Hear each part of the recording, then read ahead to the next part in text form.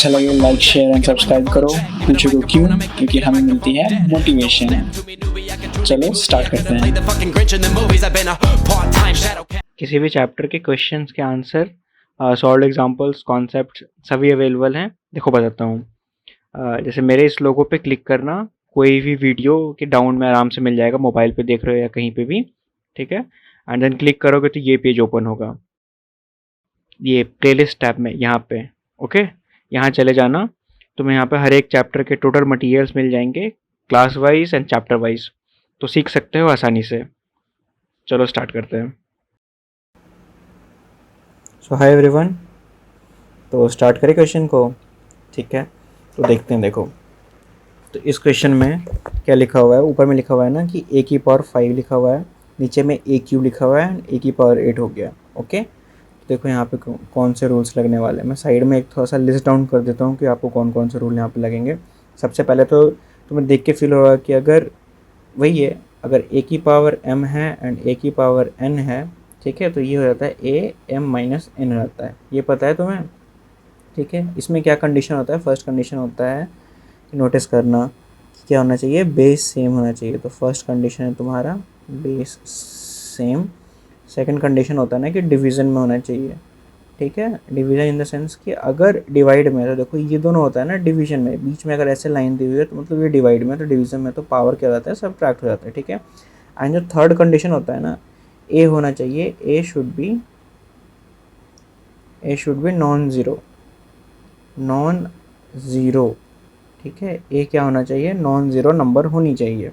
अब देखो तुम्हें ऐसा क्यों कहता है ये थर्ड, देखो तो ये दोनों पॉइंट तो तुम समझ गए होगे कि बेस सेम होना चाहिए, सेकंड होगा डिवीजन होगा तब तो पावर होगा, और ए होना चाहिए non zero. A non zero क्यों? मैं हल्का सा बस हिंट देता हूँ, बाकी पहले वाले वीडियोज़ में मैंने बता रखे हैं, बट फिर भी हल्का से हिंट ले लो।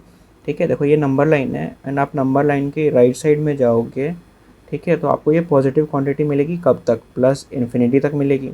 ठीक है, एंड ये लेफ्ट साइड में आओगे ना तो -1 -2 -3 एंड -4, ये कंटिन्यूसली तुम्हारा ये माइनस निगेटिव तक जाती है। ठीक है ना, तो ये तुम्हारा इस साइड क्या होता है, पॉजिटिव क्वांटिटी होती है। समझ गए? राइट साइड में हमारे पास क्या है, positive quantity, and left side में हमारे पास क्या है, ये होता है नेगेटिव क्वांटिटी। लेफ्ट साइड में होता है नेगेटिव क्वांटिटी। समझ गए? ठीक है, अब देखो क्वेश्चन में कहा गया है ना कि ए शुड बी नॉन ज़ीरो, मतलब ज़ीरो नहीं होना चाहिए। ठीक है, थर्ड पॉइंट का सेंस यही है कि ज़ीरो नहीं होना चाहिए। आप इधर के नंबर कंसीडर कर सकते हो, आप इधर के नंबर ले सकते हो, लेकिन ज़ीरो नहीं लेना। अभी नहीं बताऊँगा क्यों नहीं, बिकॉज जानते हो क्या होता है, 1/a जो होता है ना, अगर ए की वैल्यू ज़ीरो हो गई, इसका मतलब क्या है, 1/0, ये तुम्हारा अनडिफाइंड है।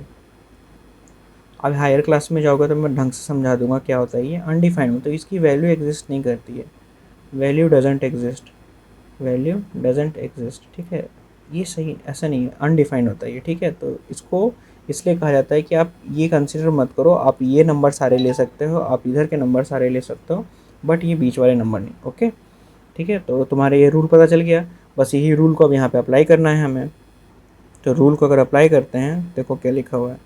ठीक है, तो देखो इस केस में क्या हो जाएगा, हमारे पास नोटिस कर रहे हो बेस सेम है, ए एंड ए। ठीक है, एंड पावर अलग अलग है, तो क्या हो जाएगा, पावर सब्ट्रैक्शन अगर हो जाएगी। तो ए ऊपर में 5 है, नीचे में 3 था। ठीक है, और ये मल्टीप्लिकेशन में जो हमारा बच गया है वो साइड में आ जाएगा, ए की पावर 8। अब देखो यहाँ पे क्या होगा, अब ये सब्ट्रैक्ट हो जाएगा तो ए की पावर बोलो 2 हो जाएगी, एंड ये राइट साइड में हो जाएगा ए की पावर 8।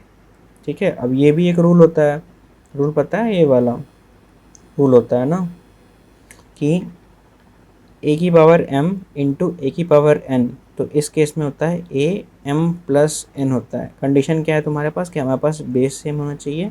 ठीक है, और ये अगर मल्टीप्लिकेशन में है ना, तो हमें जो ईड मतलब फाइनली जो हम क्या सोच पाते हैं कि जो पावर एडिशन अगर होता है, यहाँ पे पावर का क्या होता है, एडिशन हो जाता है। ठीक है, पावर यहाँ पे ऐड ऑन होना चालू हो जाता है। तो इस केस में बस देख लो, तो ए का ए हो जाएगा और ये 2 एंड ये 8, 2 + 8 कितना हमारे पास ईल्ड करेगा, बोलो 8 to 10। ठीक है, ये हमारा ये आंसर हो गया इस क्वेश्चन का। समझ गए? ठीक है, कॉन्सेप्ट समझ गए होगे। अब आते हैं नेक्स्ट क्वेश्चन पे।